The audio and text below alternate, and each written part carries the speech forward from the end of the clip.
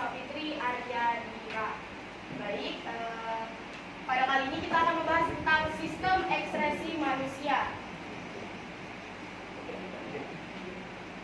Sistem ekskresi manusia adalah proses pengeluaran sisa metabolisme yang sudah tidak berguna bagi tubuh, seperti urin, keringat, CO2 atau karbon dioksida, H2O ialah air, serta cairan empedu. Oke, lanjut. Dalam kehidupan sehari-hari, kita akan mengalami sistem ekskresi seperti berikut. Yang pertama, kacamata berembun saat kita bernafas, sering buang air kecil saat cuaca dingin, dan yang berikutnya ialah berkeringat saat panas. Oke. Kita lanjut. Gejala ekskresi yang kita alami tadi adalah hal yang wajar karena sistem ini berguna untuk: 1. Menurunkan kadar produk metabolisme, melindungi sel-sel tubuh dari makanan bersifat racun, berikutnya menjaga keseimbangan cairan tubuh, lalu yang terakhir ialah membantu mempertahankan suhu tubuh.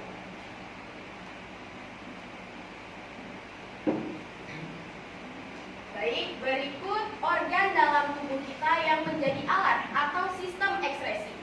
Ada 4 organ ekskresi atau alat ekskresi itu sendiri. Yang pertama ialah ginjal, lalu yang kedua ada kulit, yang ketiga hati, dan yang terakhir ialah paru-paru. Oke, pada presentasi kali ini kami sebagai kelompok 1 akan mempresentasikan sistem ekskresi pada manusia untuk bagian ginjal. Struktur ginjal.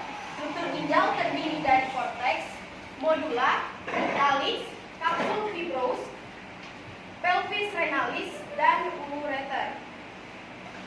Ginjal tersambung langsung dengan pembuluh darah arteri dan vena.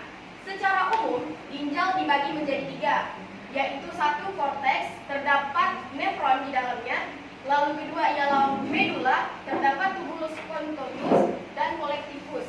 Yang ketiga ialah pelvis renalis.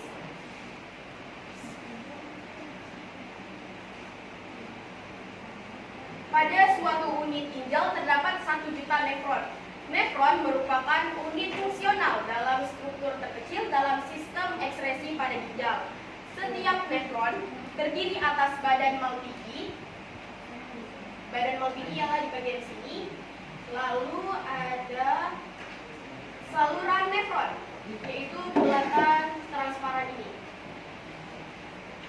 Badan Malpighi mengandung glomerulus yang diselubungi oleh kapsul Bowman.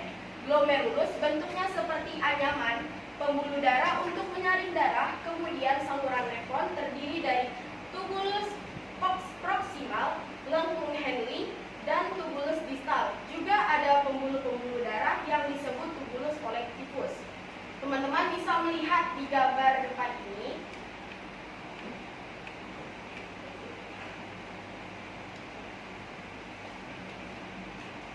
Struktur nefron.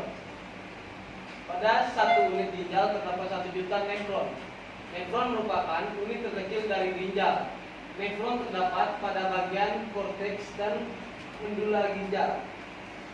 Setiap nefron terdiri dari badan Malpighi, saluran nefron, tubulus contortus proximal, dan tubulus contortus distal. Badan Malpighi mengandung glomerulus yang diselubungi oleh kapsul Bowman. Glomerulus bentuknya seperti anyaman pembuluh darah untuk menyaring darah.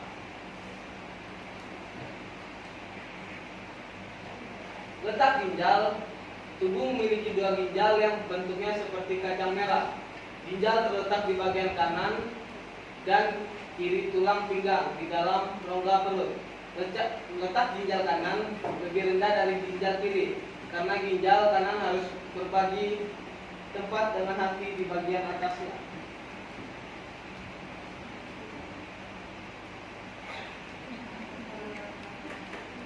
Dan seperti inilah posisi ginjal yang terhubung dengan organ lainnya. Di dalam tubuh, ginjal terhubung dengan saluran urin atau ureter, kemudian ada kantung kemih dan saluran akhir atau uretra. Teman-teman bisa melihatnya di slide berikut di depan ini. Di sini ada ginjal, ada saluran ureter, serta ada kantung kemih, dan yang terakhir ialah uretra.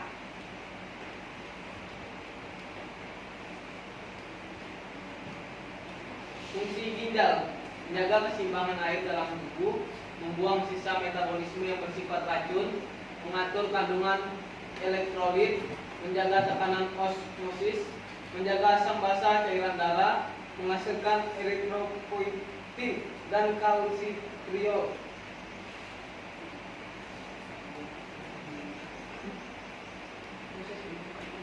Baik, selanjutnya ialah proses pembentukan urin. Sebagai organ ekskresi ginjal berfungsi untuk menghasilkan urin.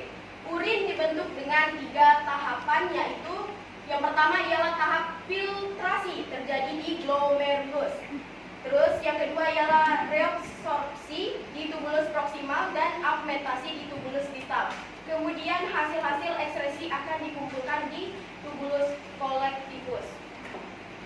Di sini ialah terjadinya tempat proses filtrasi, yaitu di gambar ini yang sudah ditunjukkan oleh Pana. Lalu berikutnya ialah proses reabsorpsi terjadi di sini. Lalu yang ketiga ialah proses augmentasi terjadi di bagian sini.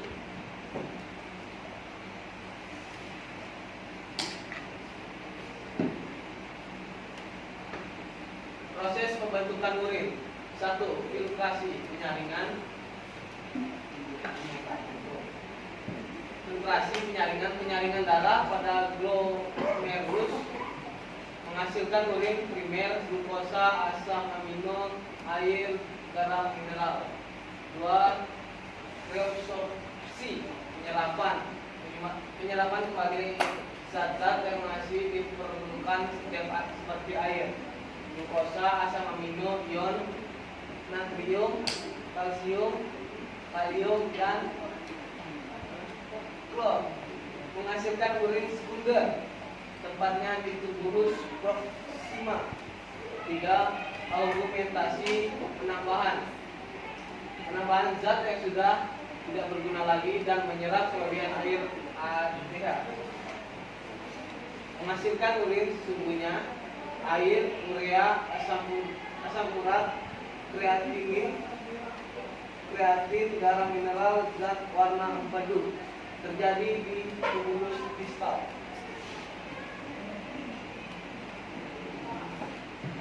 Baik, selanjutnya ialah setelah urin dibentuk, urin akan ditampung sementara di pelvis renalis.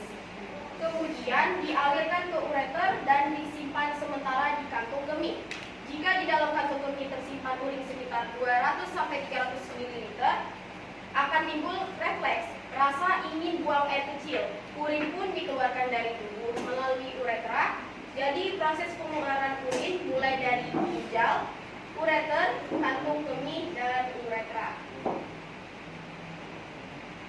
Nah, faktor yang mempengaruhi jumlah urin. Pertama ialah hormon antidiuretik. Yang kedua ialah karena suhu atau cuaca. Yang ketiga gaya hidup dan aktivitas. Yang keempat ialah usia. Yang kelima kondisi kesehatan. Dan yang terakhir ialah jumlah air yang diminum.